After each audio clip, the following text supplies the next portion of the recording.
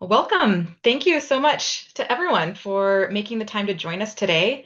Before we dive in, this session will be recorded, as you just heard, and you can drop your questions in the chat anytime, but we'll also open it up to a live Q&A at the end, so feel free to wait until then. As we get started, please introduce yourself in the chat, as Laura put in the chat already. Let us know who you are, where you're joining us from, and what you hope to learn today. And we'll plan to accommodate all of your wishes that you put in there. So I'm Emily Fopp. I'm the Senior Manager of Scholarship and Knowledge Mobilization, and I led the design of our new CEP Microcredential courses. I'm joined by my colleague Laura Weaver, who has recently joined the team as Director of Professional Development, and she will facilitate both enrollment and facilitate the courses once you're enrolled. So between the two of us, we should be able to answer all of your questions about the program. Our agenda today will include the program overview, a deep dive into the curriculum for each course, and we'll share about the course formats and participant experience, how you can enroll, and then we'll end with plenty of time to answer your questions. I'll pass it over to Laura to get us started with that program overview. I want to, first of all, say hi to everyone who's on with us today. We are super excited to have you all here, and we are excited to really relaunch our micro-credential program. Emily has been doing such a great job for the past several years, revamping it, running our pilot program. And so I just want to first and foremost thank her for all of the really hard work that she has been doing on it. And I am excited to be joining her kind of in this work. This is something that has been really close to the work that I have been doing in the past. And so I'm excited to come on board with the team for this. We are really excited to really move this work forward. We have been putting together and really, with Emily's hard work with this, she has really kind of put together this program. And I'm going to kind of be shepherding everyone through the experience part of it. And so we have really put together a very structured but flexible opportunity for folks to go through this process to really enhance their professional development opportunity with Campus Compact, with the opportunity to really earn a credential in the area of community engagement professionals. You can take this opportunity at any stage of your career. So, whether you are just entering the field as a new community engagement professional, or if you are like me and maybe a little bit more seasoned community engagement professional, we have something for everybody. Our program really looks at right now, we have 5 virtual courses. You have an opportunity to kind of move at your own pace um, and do a self-paced learning opportunity, or you can move along with a cohort in each of these individual courses. Or we know we have a couple of folks, especially in our pilot program, who really bonded together within their course and are going to try and go through and move together through as a group through each of the courses together, which is kind of a really fun opportunity and experience as well.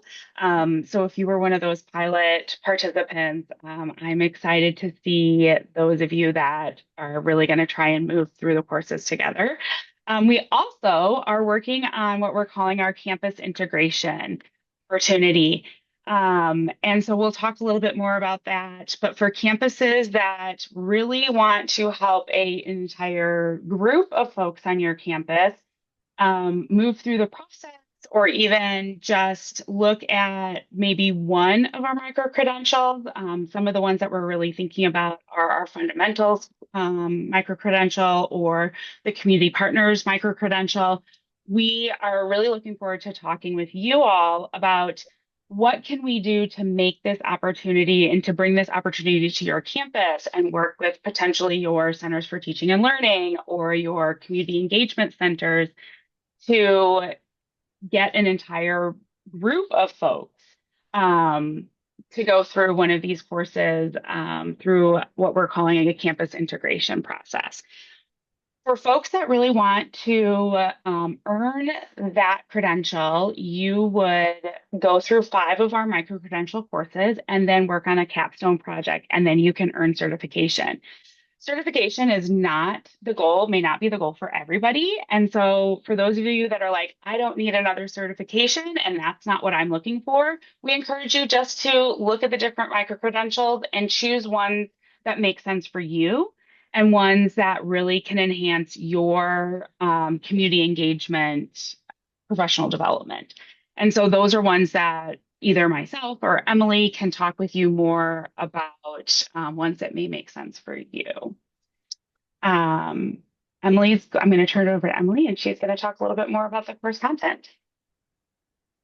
Thanks. Yeah, I want to spend a few minutes on what you'll actually be learning because I think this is where the real value of the program shows up.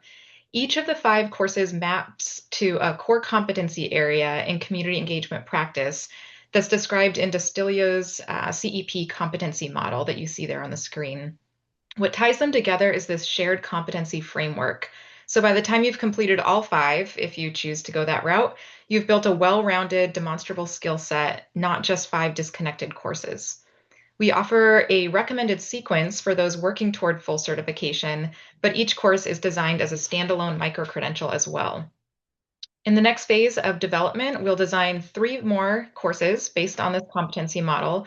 So participants pursuing certification can choose 5 of the 8 available, tailoring the experience to their individual interests and needs. I want to walk you through each course, but you can also find all of this information along with learning objectives for each course on our newly updated website. So feel free to go there as well. So Community Engagement Fundamentals was developed by Dr. Diane Doberneck, who many of you may be familiar with, a real star in our field. This course provides a foundational overview of service learning and community engagement for current and aspiring community engagement professionals, which we'll refer to as CEPs. Learners explore the history, principles, leadership strategies, and professional skills that define effective CEP practice.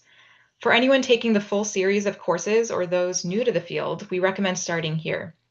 Modules in this course cover basic definitions, roles, and pathways of CEPs, the history of the community engagement field, principles and practices, institutionalizing and leading community engagement, evaluation and assessment, and faculty and staff professional development. This is more than a light overview of topics. You'll find deep dives and rich resources in all of these areas. It's really an invaluable course for folks at any career stage. Next, in our recommended sequence is Critical Commitments for Community Engagement, developed by Dr. Aurora Santiago Ortiz and Dr. Nicole Springer, who is also on our professional development team here at Campus Compact. This course prepares community engagement professionals to critically examine and act on their commitments to equitable, ethical practice. Learners explore intersectionality, positionality, power and privilege, culturally relevant approaches, and anti-colonial frameworks. Learners also examine how structural inequities shape community-university relationships and develop concrete strategies to disrupt them.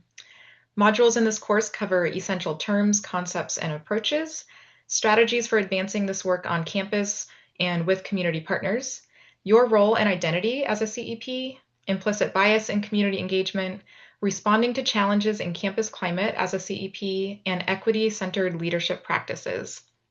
This course really takes seriously the value of self-reflection and application through self-assessments, case studies, and personalized learning journeys. This is a course rich with personal and professional growth opportunities, a must-take course in our series, valuable for anyone in the field or aspiring to be in the field of community engagement. Next up is Community Engaged Partnerships, developed by Dr. Kathy Sykes. This course equips community engagement professionals with the knowledge and skills to build and sustain equitable, reciprocal community campus partnerships. Learners explore partnership dynamics, asset-based and justice-centered practice, communication strategies, conflict resolution, and partnership sustainability. Another core competency area, our Community Engaged Partnerships course, shares frameworks and examples covering readiness, roles, and critically reflexive practice, participant motivations, partnership values and phases, building trust with partners, preparing collaborators, and sustaining partnerships. Each module includes instructor-led presentations, participant assignments, reflection prompts, and praxis opportunities where you can apply what you're learning to your own work.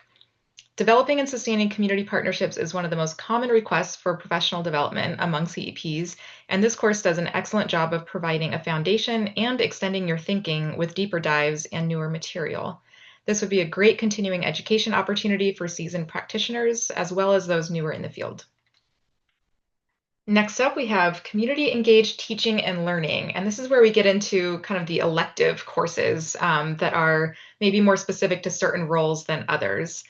This course was developed by Dr. Rochelle Smar, and it equips community engagement professionals, faculty, students, and community partners with the knowledge and frameworks to design, implement, and assess high-quality community-engaged teaching and learning experiences.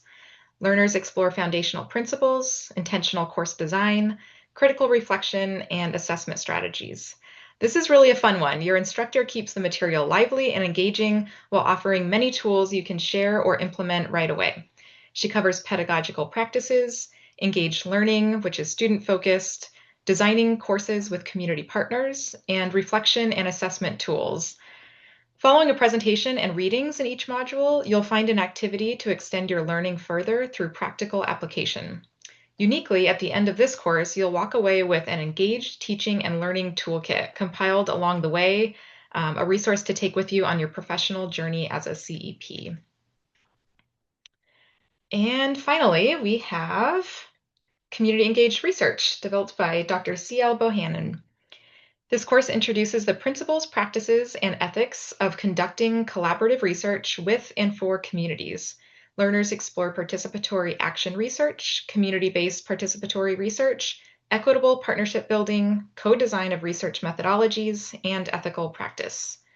This course is essential for anyone conducting community-engaged research or supporting faculty or students who conduct community-engaged research. Here you'll find deep dives on topics from our core courses shared through the lens of research, including building trust with communities, ethical considerations in community-engaged research, and power, privilege, and positionality. You'll also find modules on co-creation of projects and data collection, analysis, and dissemination in community-engaged research projects. The course wraps up with sustainability, capacity building, and advocacy, all important skills for a CEP. So for those wishing to pursue full CEP certification, you'll complete 5 individual micro-credentials. Then you'll assemble a capstone project, which is the culminating requirement for CEP certification.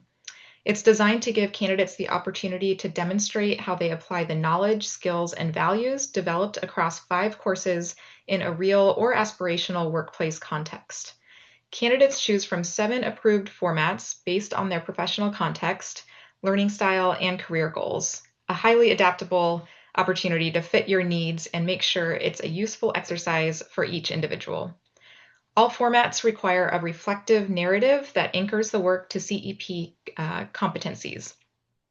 So those 7 options for your capstone project include a professional portfolio, a project plan, reflective case study, a live presentation, a teaching or training module, a video or multimedia documentary, or a community-based action research project.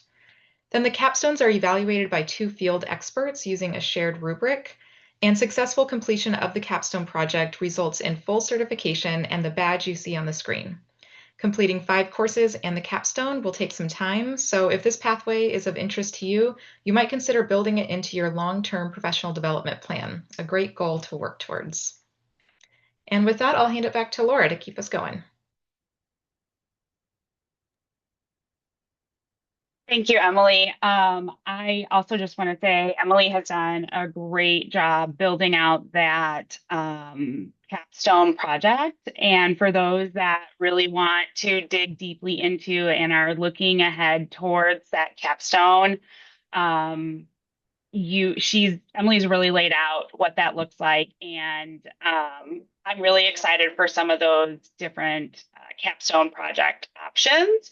I think that we're going to really have some great projects that come out of this, and the folks that move through and look at that path, take that pathway, um, it's going to be such an amazing professional development opportunity for you all.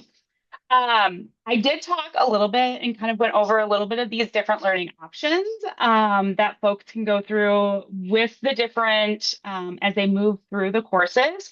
Again, we have that individually self-paced option. This is really for folks that kind of look at it from two perspectives. You have that individual who says, you know what, I want to power through these courses, and I've got the opportunity. If you're like me, that can maybe binge their way through courses, or for someone that says, you know what, I need to take some time, I need to work through this. Maybe I've got a lot on my plate at this period with my workload, and I need to take it a little bit slower. That individually paced opportunity is um, a great opportunity for you to kind of move either fast or move a little bit slower or move fast and slow at the same time, where you know you're going to have a couple of weeks where you can take your pace up a notch, but then you might come to a point where you've got to slow down a little bit because you've got a workload that may be a little heightened. This is also the opportunity for folks that are positioned at any of our non-member institutions. This is that pathway for you. We do have also a facilitated cohort option. This is for those that really are looking forward to moving through the journey with others for some of those courses. You may think to yourself, wow, that community engaged research course is something that I would really love to talk with others as I go through that process. So you may say, you know what, that's the one that I'm going to utilize that facilitated cohort process. In these courses, you will have a facilitator. For some of you, you may work with me in some of those courses. For others, it may be someone who has gone through the course before. It could be one of our course designers. It could be another scholar practitioner in the field who is going to have facilitated conversations with every module to help break down the content, to help move through in dialogue with you as you proceed through that course. There'll be different activities, different reflection prompts that you can talk through as groups, and opportunities to really be in conversation with your colleague. And so that's that facilitated option that will move along on a traditional semester pathway of going through the course within 16 weeks. And then we are building out and going to be piloting what we're calling campus integrations. And I kind of talked about that earlier, but that's this opportunity for a campus to say, you know what, we really want a group of people at our institution to dig deeply together into one or two particular courses.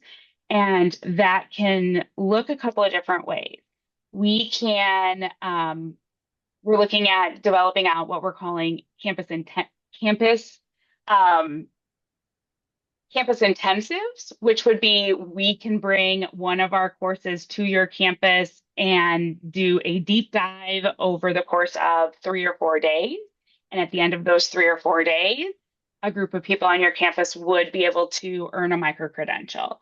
Or it can be that we work with folks at your teaching and learning center to implement one of our micro credentials in a hybrid type situation, both virtually and face-to-face opportunities to earn it over the course of 8 weeks or 16 weeks with your campus. So those are things that we are going to be customizing with folks on your campus. So if that's something you're interested in, you can get in touch with us through our email address, and we will work with you to really individualize what that experience looks like from the campus integration process.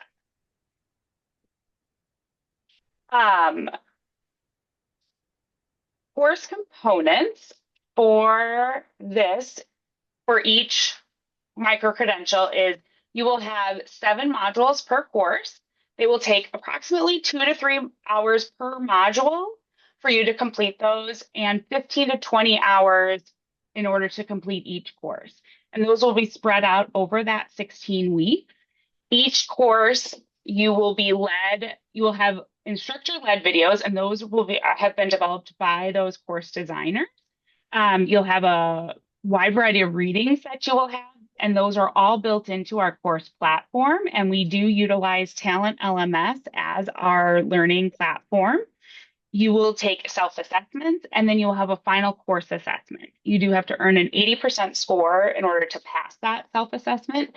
So when you go back and think about what that campus integration looks like, that's where at the end of that campus integration, whether it is an intensive that we're coming to your campus for 4 days, everybody that would go through that would still need to take that final course assessment and earn that 80% score to earn that micro-credential. So we're still thinking about all of these opportunities within that campus integration model as well.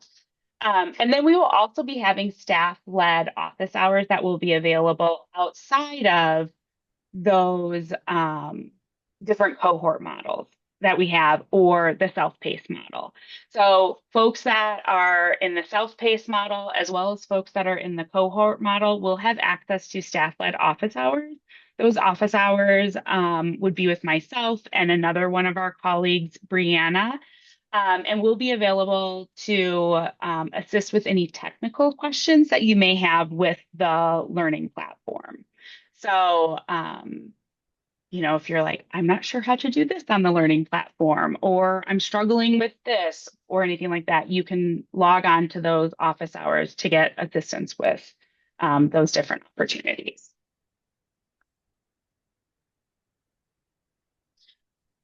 So you're sitting there thinking to yourself, is this for me? Maybe, maybe not. I want to know what others are saying. So Emily did run a really robust pilot and gathered a lot of data for us as we went through this process. And based on that data and based on the feedback that we received from participants, we made some tweaks. But overwhelmingly, we did get a lot of really great feedback. And from that pilot, one of our pilot folks who participated in the community engaged research micro credential really highlighted what a strong opportunity professionally this was for them. They talked about the rigor and the effort for the design that was put in by the course developer, but also what was included in the learning platform that we at Campus Compact have selected. And it shows just how important continuous learning is to our work and to us as individuals. This individual said, the instructors do an excellent job of tying our focus back to those we are hoping to impact, which is our communities. This person looks forward to pursuing their full credential, and they think that more should pursue this journey as well. And I will just personally say, I hope that some of you that are on the call pursue the journey as well with us. Another participant said, they have expanded their knowledge base through the course, and the course that they were taking was the Community Engaged Teaching and Learning Microcredential. They've also added a lot of tools to their toolbox, to their community engagement toolbox for when they work closely with professors. I would recommend this course to any professional looking to enhance their skills. And we're going to hear very shortly a short clip from one of our participants who is in our community partners microcredential.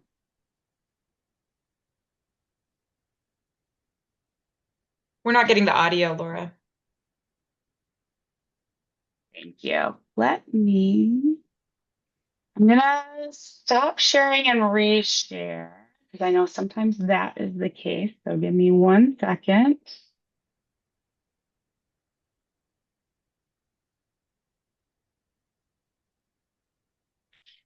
You know what? We will just move along, and we'll make sure that you get that the video is included with the recording. So, what are your next steps? For those of you that are interested, we'll go through what the next steps are in order to participate. So, if you are interested, if today you're like, yeah, I want to raise my hand, I'm interested in doing this. In the follow up, Laura, do you want to share your slides again? We're not seeing the slides. oh, geez, thank you.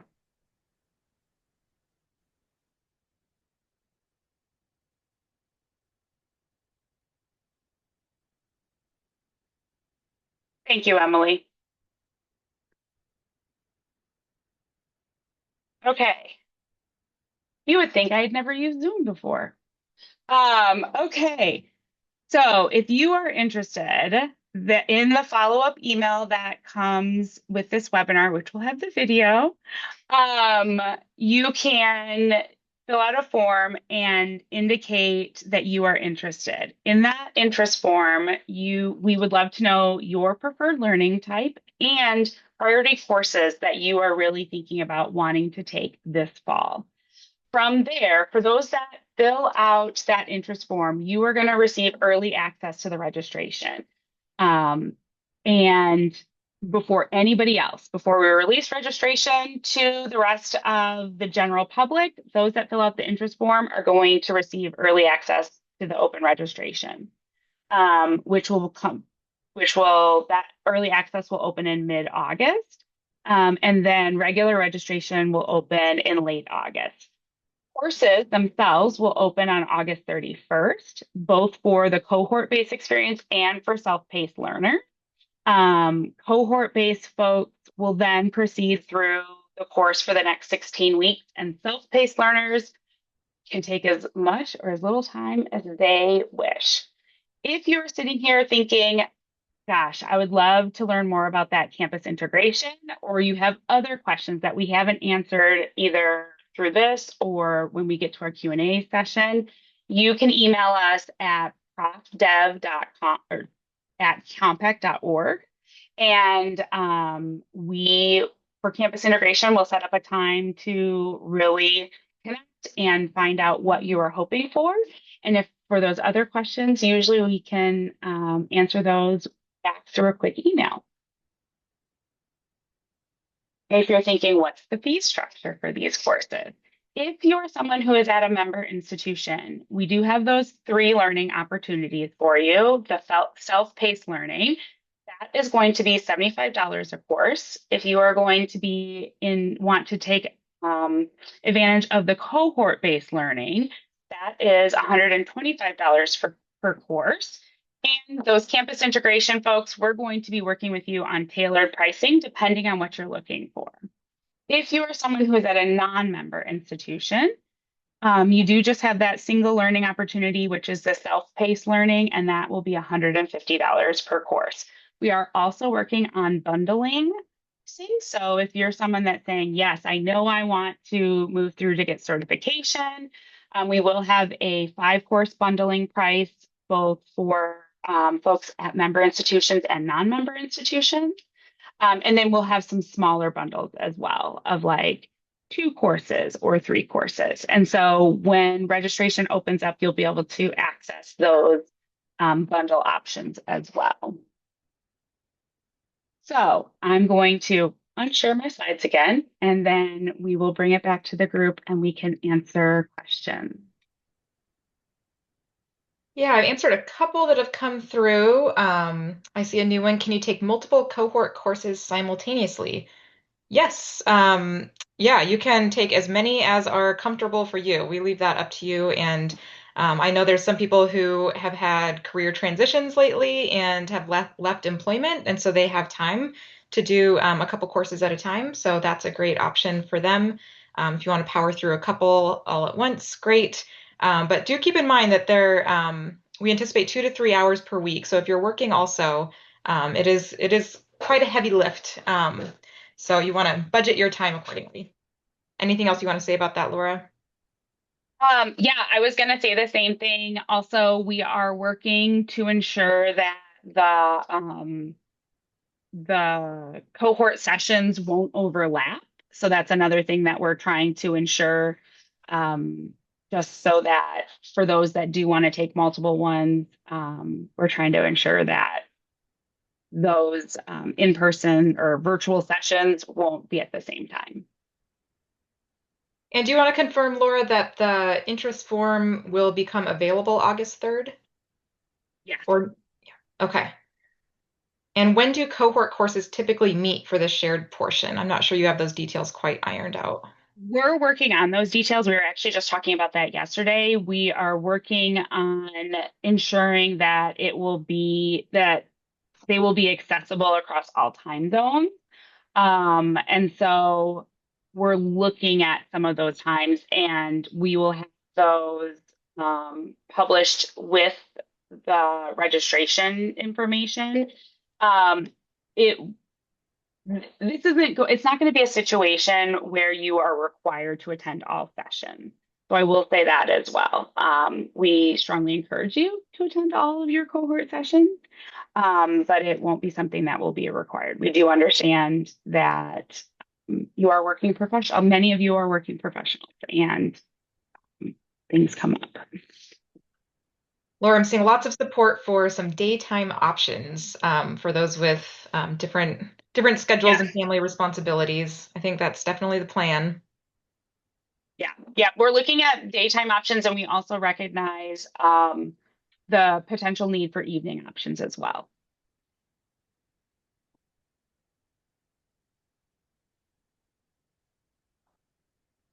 Other questions? Other Feel free to unmute if you'd like to just chat with us.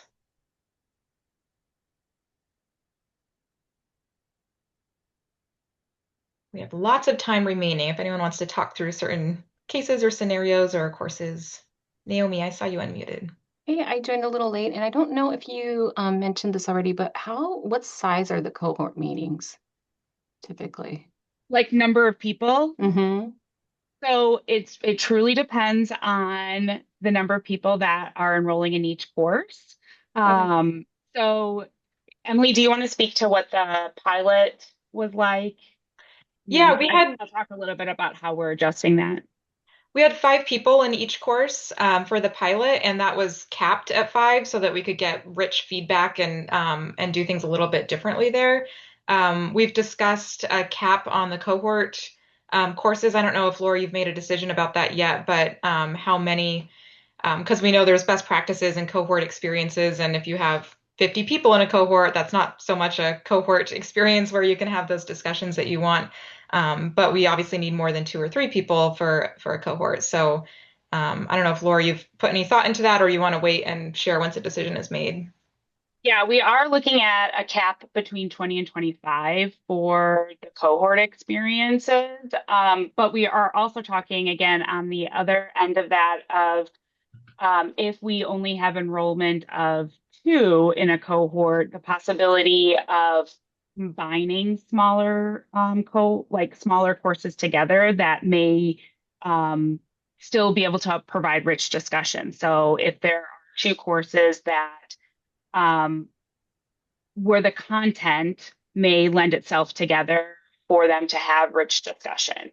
So we are looking at a couple of those options so that it still does provide an opportunity for some cross conversation if we have some smaller cohorts, but also the opportunity for those individual course cohorts to still utilize breakout time, if that makes sense. So we're looking at a couple of different options, contingency plans if we have some smaller cohort courses as well. Okay. Thank you. I know that's not a concrete option. We're trying to provide enough opportunities for folks while also making some contingency plans and not having to cancel cohorts as Yeah, no, well. I was just trying to get a swag because I've been in large courses where there's very little discussion, and I wanted to make sure that we had a lot of opportunities to have breakouts and discuss for better learning. Thank you. Yes. Yeah. Yeah, and that's some of the most common feedback I got from the pilot was people really found value in those discussions with small groups. And so we definitely want to emphasize that as we move forward and make sure that's a core component of the cohort. Thank you. I see a couple questions coming in. Somebody was having trouble with the website. I'll have to go back and see if there's a bug there we need to iron out. But in the meantime, if you go to that main web web page and you scroll down to the near the bottom, there's a list that says available microcredentials with more to come, and there's a link to each course there. So that might be your more direct way of finding them. And I'll keep looking at that. Somebody asked if they could do self-paced and cohort at the same time. Sure. Yeah, definitely. That might be a nice way to do it. Have one cohort experience, but then kind of do your own thing in another course at the same time. And then somebody asked about the history. Unfamiliar with the historic development of these credentials. Is the CEP for completing the 5 courses new? Is it a version of a previous? If so, how many hold this certification? Excellent question. So let's see. I don't want to say exactly how many years ago. It's been roughly 10 years, I think, since the CEP credential program launched. And in its original format, it was an application process. So folks in the field would submit an application demonstrating their knowledge and experience and competency in one of these areas. And then you would have peer reviewers determine whether you've met the criteria for holding that competency, and then you get a badge. So that worked really well for folks in the field with lots of experience. When I did a big needs assessment across the field, I heard from folks saying, I'm new to the field. I want to enter the field. I don't have all of these experiences and artifacts to share, which is why we built out these courses to accommodate everybody, regardless of your time or experience in the field. Through the previous process, it was the same thing where you would choose 5 of the 8 courses. There were 3 core courses required, and then you choose 2 electives of the other 3. I think there were 9 actually. So you would choose 2 electives. And if you've completed 5 within 2 years, then you automatically receive the certification. You become a fully certified CEP. And over those 10 years, 5 people completed that process, and we have highlighted them on our website, so you can go there and see who completed that in the original format. So very similar process. It's just that you're doing courses with assessments instead of submitting big applications with artifacts. And if you have follow-up questions on that, I'm happy to share more. Yeah, the original certification did begin in late 2017. So yes, about 10 years ago. And it there's quite a number of people. I remember Emily sharing the list not that long ago with us. Yeah, about 200 micro-credentials were received Yeah. over that period of time.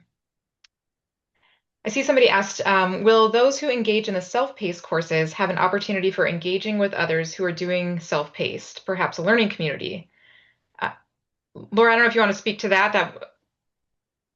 That wasn't. So that isn't something, so you will definitely be able to engage with folks via the learning platform. Right now, there isn't plan for the fall, at least, to do a learning community for the self-paced learners. That doesn't mean that it might not be something that we look at in the future. It's just not something that we're looking at for the fall as we get everything up and running. But again, that is something that you definitely can do via the learning platform. There will be the opportunity to engage that way. But it is something I'll write down and take as a suggestion. And we've talked about doing meetups at the annual conference. I know there was a group from one of the pilot courses that self-organized and scheduled a meetup of their own at the conference and found a ton of value in having that face-to-face relationship beyond the course. So we've talked about doing those meetups, at least for the cohort groups, but it's possible, you might add in the folks that are in the self-paced course as well. And I know one of those, at least one person who is in that pilot course is on with us today. So if you or anybody who has participated in the pilot courses wants to share any feedback, we'd love to hear from you about your experience or advice for others who are thinking about it. No pressure.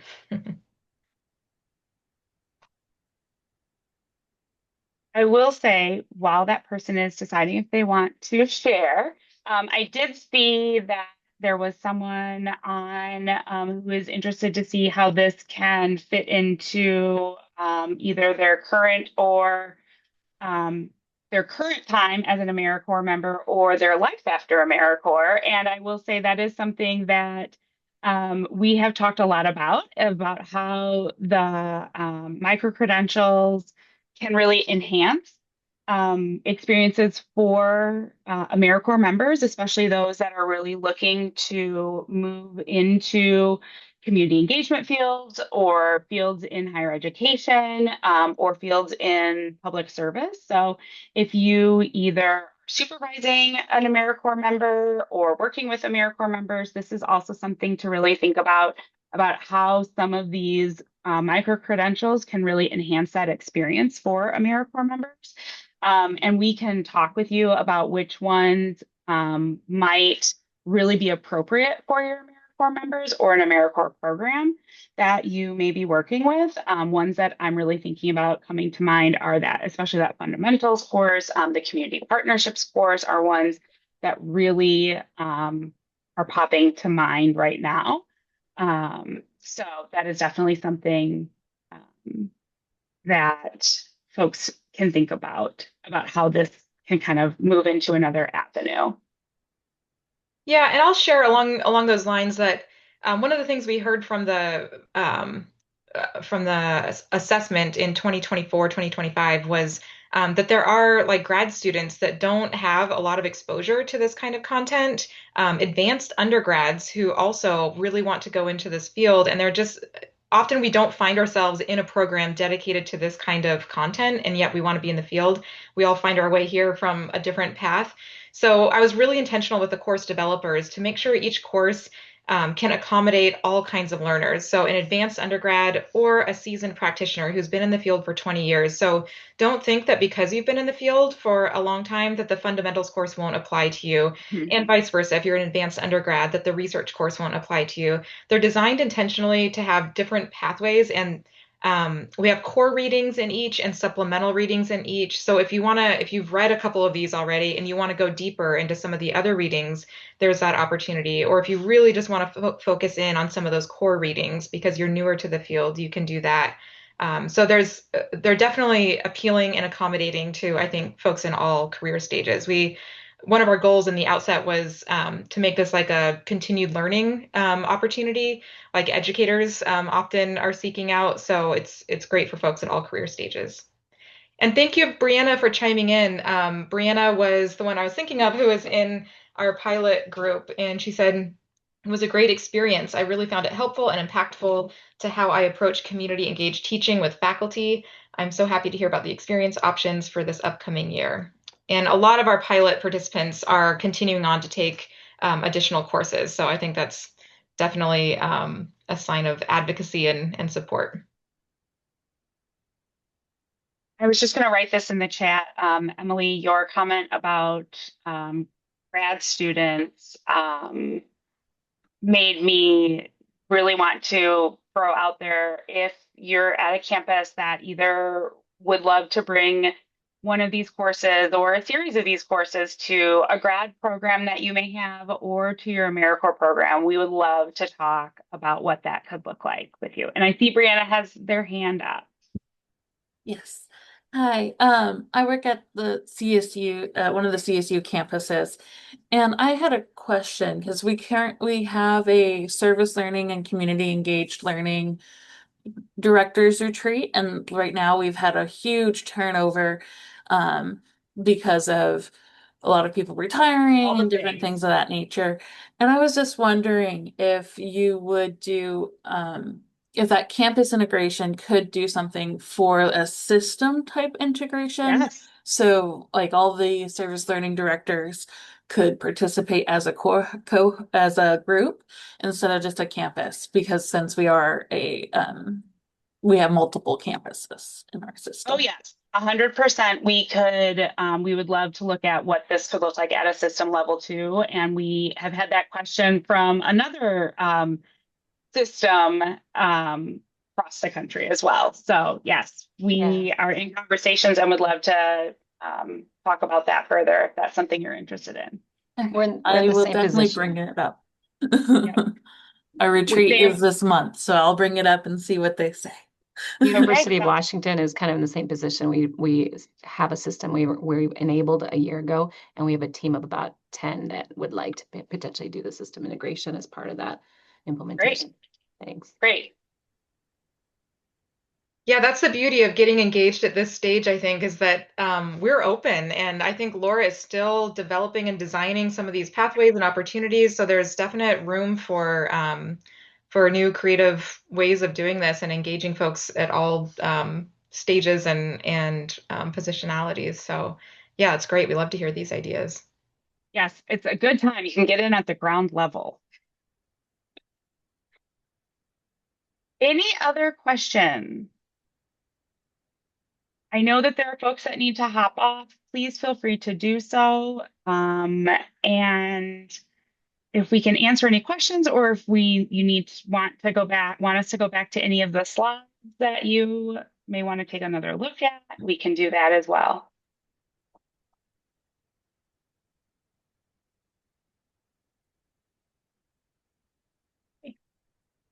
Well, Emily and I will hang out here for a little bit longer in case folks want to ask a question more privately. But I just want to say thank you so much for joining us today. We're very excited about the interest, and I hope you all have a really great rest of your Wednesday. Emily, I'm going to let you have the last word. I'm just following the chat actually. And Laura, somebody asked, I think a couple people are interested, will we get an email with the early access interest form or do we find it on the website that day? It will be included in your follow-up email. So everyone will receive a follow-up email to this webinar, and I put in here too that we'll make sure that the links to the course descriptions are in that, and then we'll also have that interest form in there as well. And Brianna asked for the campus or system integration courses, is there a minimum for participant size? Right now it is all customized. So right now we do not have a minimum. That could change, but right now, no, there is not a minimum. And yes, Michelle, slides and presentation will be shared in that follow-up email. Great. Oh, I'm so happy to see the positive feedback here. Thank you all so much for joining us. This has been, let's see, 3 years of work on my end, leading us up to this point. And so through the assessment and the pilot and the developing courses and getting to this place and handing it off to Laura to run with it, I'm so excited that we're at this stage finally, and so excited to see your interest and hope you all have a great experience in the courses. Like I'm quite confident you will. Yeah, I think unless there's any other questions, we can probably let everyone have a few extra minutes in their day. Well, I'm saying let's give Emily a big round of applause. Thank you. Definite team effort. We had some really amazing scholars and practitioners in the field help us through the whole process. Thanks, everyone. Thank you. Everybody, Have a great afternoon. Take care. take care.